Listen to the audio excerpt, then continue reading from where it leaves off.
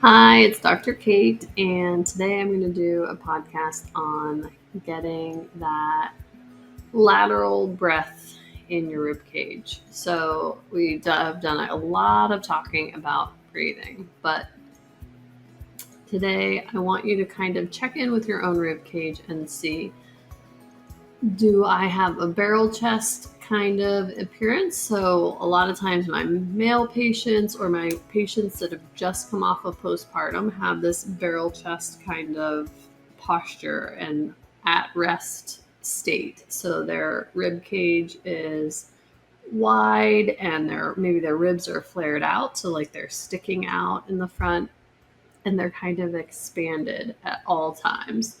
And you definitely see that in women after postpartum. There is not a lot of room for a baby to grow, so our ribs get kind of displaced in a way, and that widens our rib cage, and we're not able to fully bring the rib cage back in on the exhale because there's simply no room. So it's retraining the brain and body to get that full range of motion again.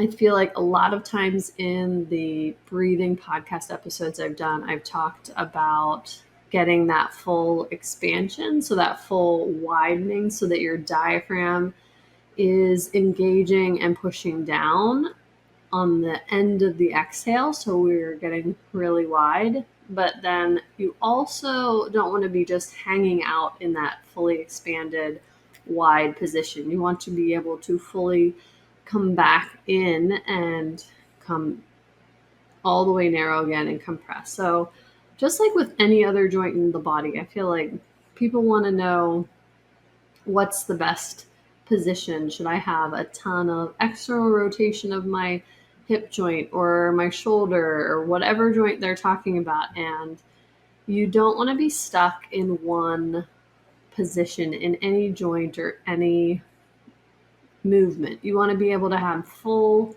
range of movement of all of your joints and your systems. So it's all about symmetry rather than stretching past your normal symmetrical way in one area. So I just posted a YouTube video on intercostal expansion breathing, and this is a nice exercise to do for both being too narrow all the time or that barrel chested appearance where you are um, expanded all the time. And it facilitates more of an over breathing, over inhalation kind of style of breath. So the focus is just a little bit different when we're doing the exercise. So if you want to see that exercise, check out my YouTube channel. It's intercostal expansion breathing. And we do it side lying. And you put one hand, your one side of your rib cage is obviously on the ground. Your other side of your rib cage, you've got one hand on your upper side of the ribs. Now, if you're barrel chested, you're already expanded. You're already popped out, essentially. So you're going to inhale through the nose. You feel it expand maybe a little bit more. And then on the exhale, we're going to be bringing that rib cage in. And sometimes you need a little assistance from that top hand that's on the rib cage, bringing the ribs down and feeling them close together, and that activation happen of fully exhaling and getting the air out of the lungs properly. Now, with that being said, if you're having pelvic floor issues, this is the tricky part for the newly postpartum.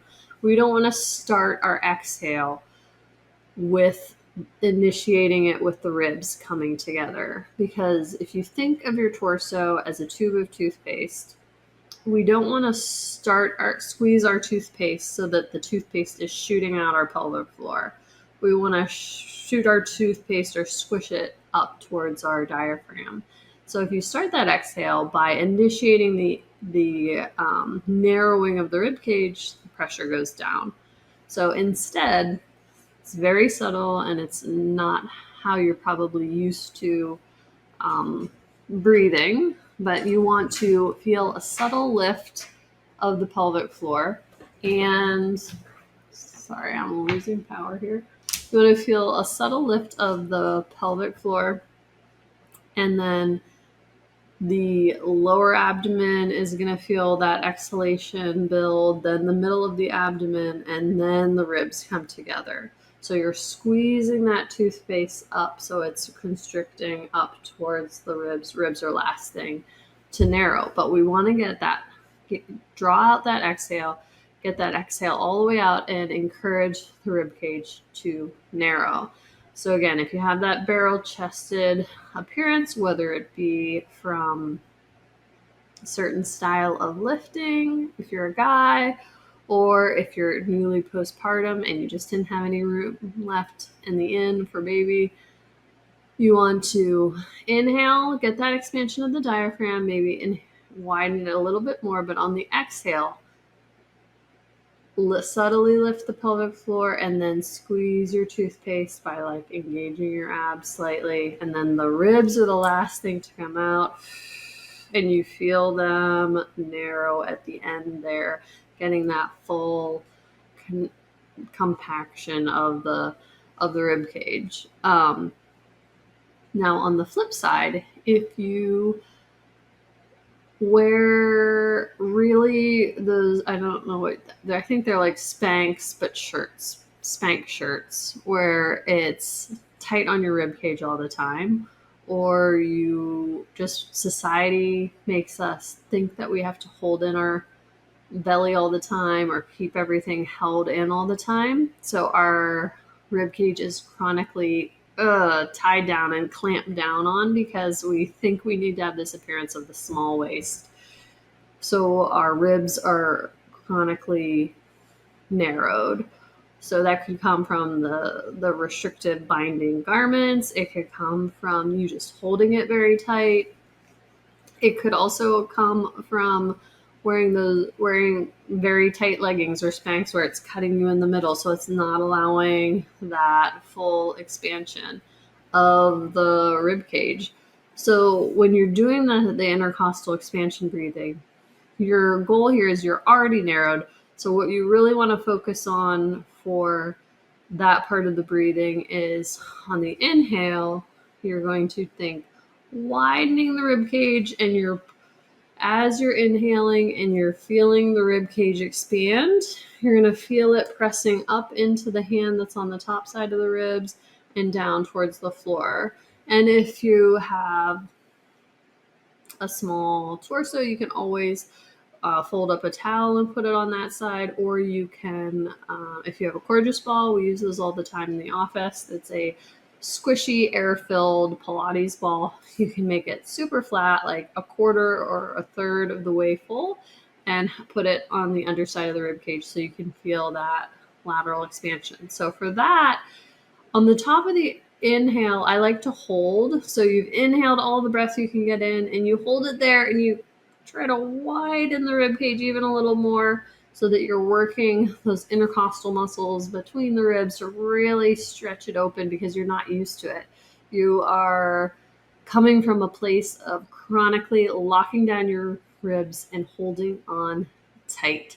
So some people, for the vanity reasons, lock down their ribs and keep that really narrow. And some people will pop their ribs way out and expanded and try to suck in their stomach.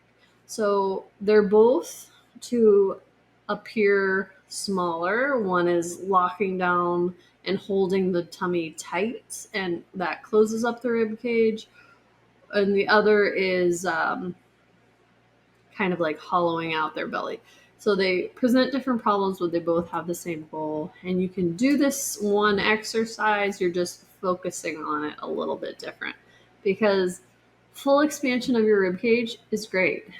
Full closing up of the rib cage is great, but we do not want to be stuck in one of the two camps. There is not a superior camp. The superior camp is being able to fully expand and fully contract the rib cage under your own will. So having that body awareness and body control of it. And you're probably going to find that maybe one side is harder to do than the other.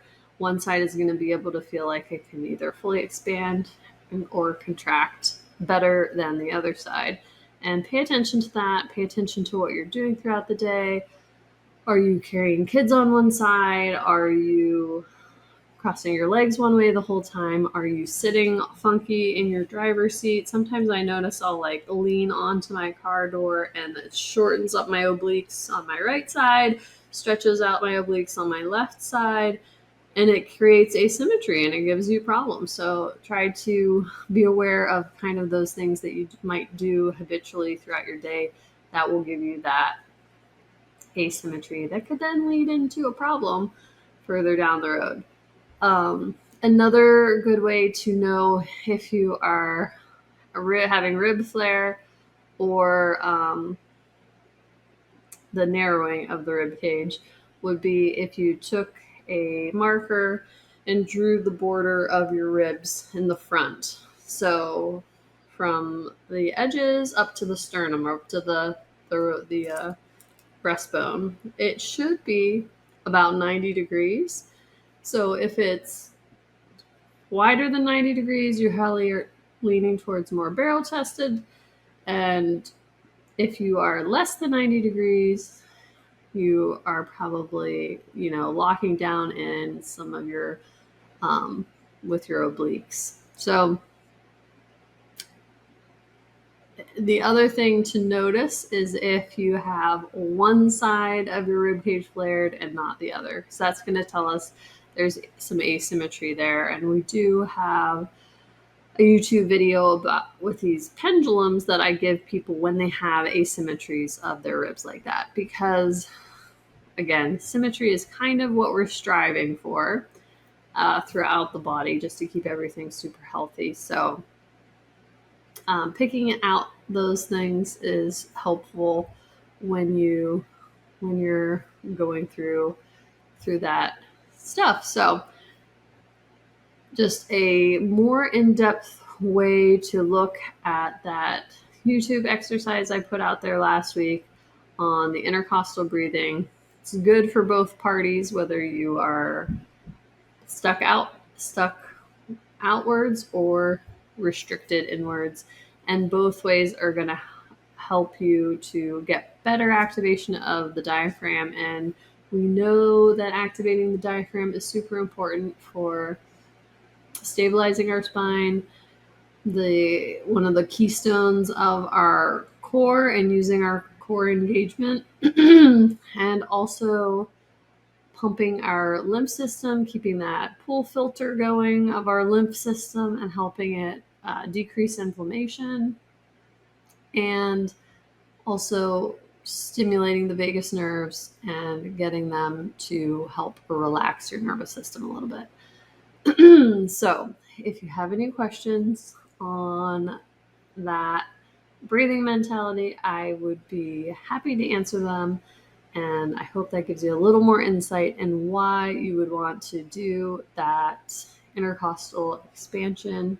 You could always look at some of our release work to do before it, because warming up the rib cage, especially if you're pretty stiff and do a lot of sitting or computer work, we tend to get very rigid in our rib cage, and it's nice to kind of warm it up before you expect it to be able to fully expand and contract. So have a good one.